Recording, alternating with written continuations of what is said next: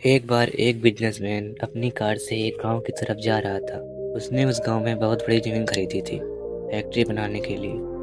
वो रास्ते में जा ही रहा था तभी उसके सामने एक बड़ी सी नदी आ जाती है। दरअसल उस गांव में जाने के दो रास्ते थे।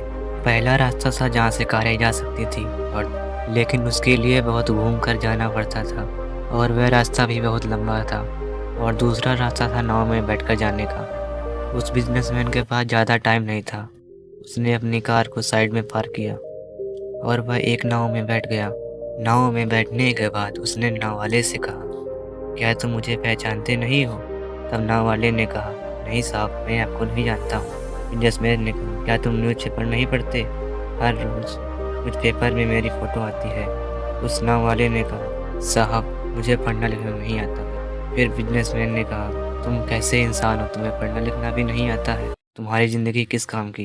अब यह सुनने के बाद नाव वाला थोड़ा चुप हो गया। बिजनेसमैन ने फिर उस नाव वाले से पूछा, क्या तुम्हें पता है मैं तुम्हारे गांव में एक मिनरल वाटर की फैक्ट्री बनाने वाला हूँ? उस नाव वाले ने पूछा, साहब, ये मिनरल वाटर क्या होता है? तब बिजनेसमैन ने कहा, तुम्हें मिनरल वाटर भी नहीं पता? शायद तुम सच में ही किसी काम के नहीं हो। अब ये सुनने के बाद नाव वाला सोच में पड़ गया। इतने में ही उसकी नाव एक बड़े से पत्थर से जा टकरा गई। पत्थर से टकराने के कारण उस नाव में एक बड़ा सा छेद हो गया और उस नाव में धीरे धीरे पानी भरने लगा। नाव वाला यह देखकर समझ गया था कि अब मेरी नाव डूबने वाली है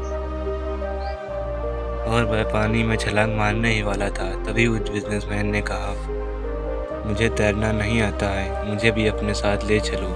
तब उस नाव वाले ने कहा, अरे साहब, आपको तैरना भी नहीं आता तो फिर आपकी ज़िंदगी किस काम की? फिर उस नाव वाले ने कहा, आप चिंता मत कीजिए, मुझे डूबते हुए लोगों को बचाना भी आता है। आप बस मुझे कसकर पकड़ लीजिए। दोस्तों, इस कहानी से हमें यह सीख मिलती है कि किसी का भी मजाक नहीं उड़ाना चाहिए। इस दुनिया में ऐसा कोई नहीं है जिससे कुछ भी नहीं आता हो। हर कोई अपने काम में माहिर होता है।